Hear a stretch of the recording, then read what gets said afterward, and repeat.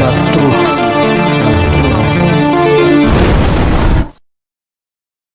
Meron din siyang sinabi sa sa awit Merong babasahin 22:6. Pakinggan mo ha. Ngunit ako'y uod at hindi tao, duwahagi sa mga tao at hinamak ng bayan.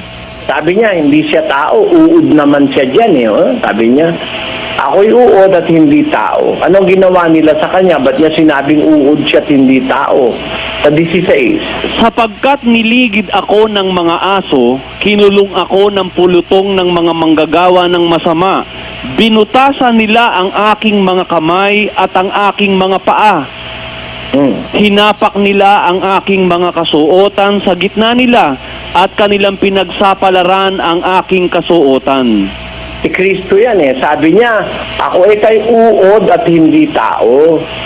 Binutasan nila ang kamay ko at saka ang aking paa. Tapos, kinulong ako ng mga manggagawa ng masama. Hinapak nila ang aking kasuotan at kanilang pinagsapalaran. Di dyan, lumalabas, hindi naman siya tao, uod naman siya riyan. Doon naman sa kabila, siyang sinabi, pakinggan mo ha. Muli ngang nagsalita sa kanila si Jesus na sinasabi, ako ang ilaw ng sanglibutan.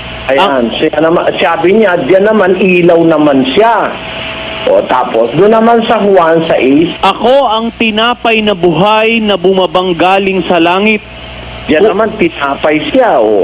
Pagka pinagsama-sama mo lahat yung mga pinagsasabi ni Kristo at hindi mo kukunin ng kahulugan, maliligaw ka, kapatid. Sa kabila, tinapay siya, sa kabila, uod siya, sa kabila, siya naman ay ilaw. Doon naman sa kabila, bato naman siya. Batong matigas. Tamo, maraming simboliko si Kristo. Ngayon sabihin niya yung nasa Juan 8:40, bakit ngayon pinagsisikapan ninyo akong patayin na taong sa inyo'y nagsasaysay ng katotohanan? Ay alin ba yung tao riyan na pinagsisikapang patayin ng mga Hudyo? Alin ba yung tao riyan na pinapatay ng mga Hudyo? Pakinggan mo sa Mateo 10, ganito ang ating mababasa sa 28. At huwag kayong mga takot sa mga nagsisipatay ng katawan. Datapwat. Pinagpipilitang mapatay yung katawan alam mo ang tao kung pumatay ng kapwa, ang napapatay mo lang naman yung katawan Kaya sabi ni Kristo, pinagsisikapan ninyo akong patay na taong nagsasaysay ng katotohanan.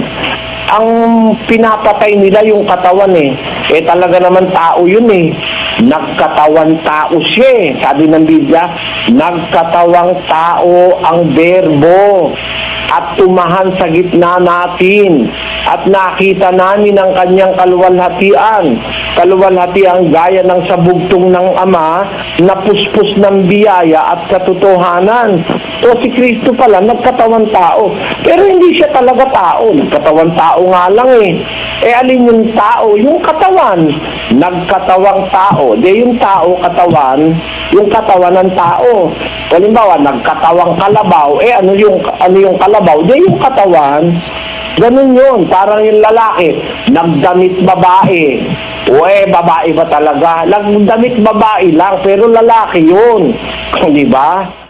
Anong ibig ko sabihin? Si Kristo, nagkatawan tao. Diyos yun Nagkatawan tao. Dahil kung tao ka na, hindi ka na magkakatawan tao Pakinggan mo sa Filipo, sa Magandang Balita Biblia, 2:5.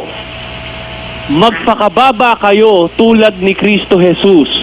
Kahit siya ay Diyos, hindi siya nagpumilit na manatiling kapantay ng Diyos.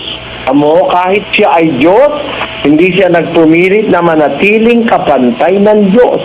Di Diyos siya talaga.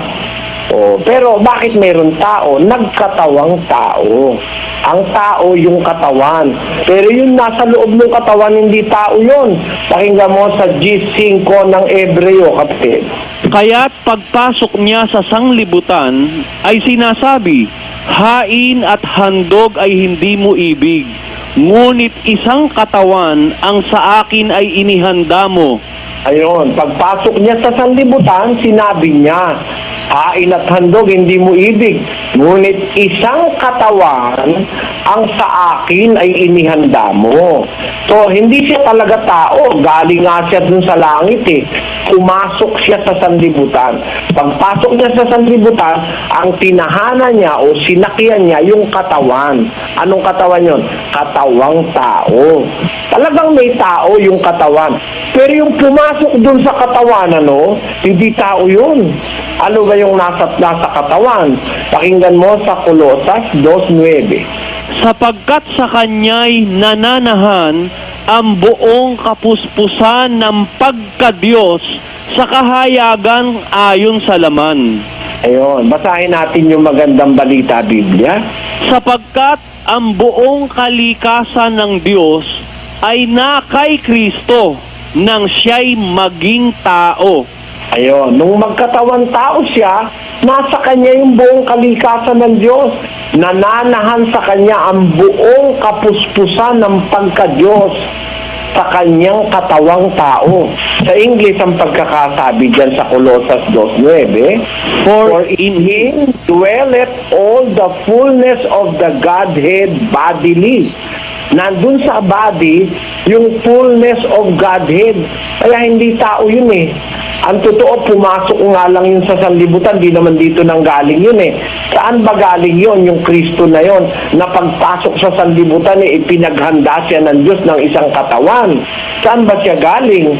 Pakinggan mo sa 3. Si Jesus, sapagkat alastas na ibinigay na ng Ama ang lahat ng mga bagay sa kanyang kamay, at siya'y nanggaling sa Diyos, at sa Diyos din paroroon. Ayun, nanggaling siya sa Diyos din siya paroroon. Ayan ang nakasulat sa 13:3 ng Juan. Galing siya sa Diyos din siya paroroon. Kaya hindi siya tao eh. Nanggaling siya dun sa Diyos eh. At saan ba siya nanggaling sa Diyos, kapatid na Roland? 1:18 ng Juan.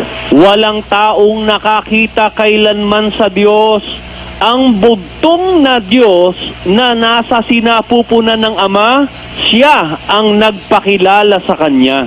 Yan, ang bugtong na Diyos o bugtong na anak na nasa sinapupunan ng Ama. Nasa sinapupunan pala siya ng Ama eh. Doon siya nanggaling. Pagpasok niya sa sanlibutan, doon siya nanggaling sa sinapupunan ng Ama. Pagdating niya rin sa lupa, pinaghanda siya ng Diyos ng isang katawan. At yung katawan na yon, yun ang pinaglihi ni Maria. Tao yung katawan na yon. Dahil siya'y nagkatawang tao. Ganyan yan, kapatid.